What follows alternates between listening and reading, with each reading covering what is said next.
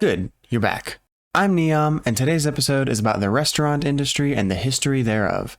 If you enjoy, then please help me hit that 1,000 subscriber milestone by clicking the subscribe button. If you think this video should be seen by more people, then leave a like to let YouTube know. Let's get into it. Like many others, this story begins in ancient Rome. At least, theirs are the oldest records of restaurants I was able to find. If you know of an earlier example, let me know in the comments.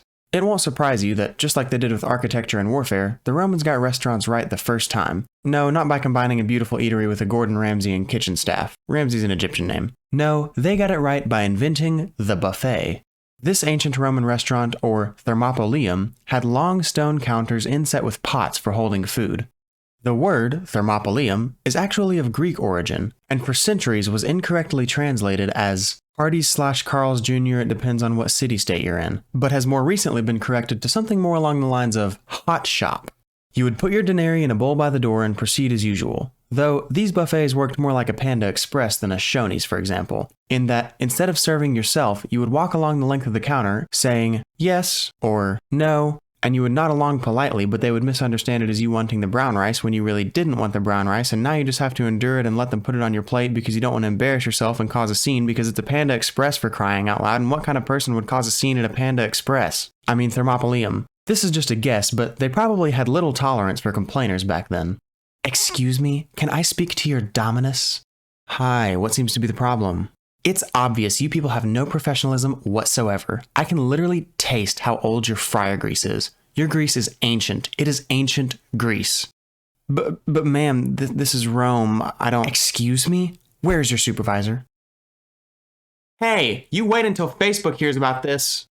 Anyway, that's what ancient Roman restaurants were like. So now we've got our foundation. Restaurants progressed slowly for a long time, it seems, before they became tied with social gatherings like we know them today. In the medieval ages, someone had the idea to serve food at an inn, which kicked off the singin', dancin', and drinkin' era that we all know from the big screen. Though it wasn't as common for there to be a restaurant where eating was the only point. My guess is that enough people knew how to cook and they all bought from the same market anyway, so why would they go pay more and wait longer? According to several sources, the first real restaurant that fits our modern meaning was opened in Paris in 1765 by a man named Boulanger. Here, you could actually order from several different options instead of just eating the same thing as everyone else. And even then, they only served broths as a restorative meal. But the idea took off, and restaurants were officially on the menu.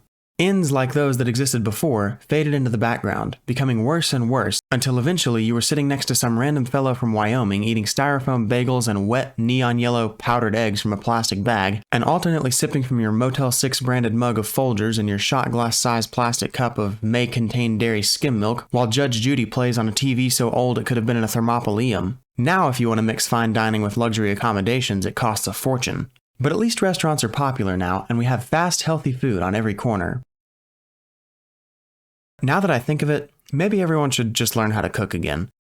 If you enjoyed this video, leave a like, subscribe for more content, ring the bell to be notified about more videos, and comment what you want to learn about next. I'm Neom, and I'll see you next time.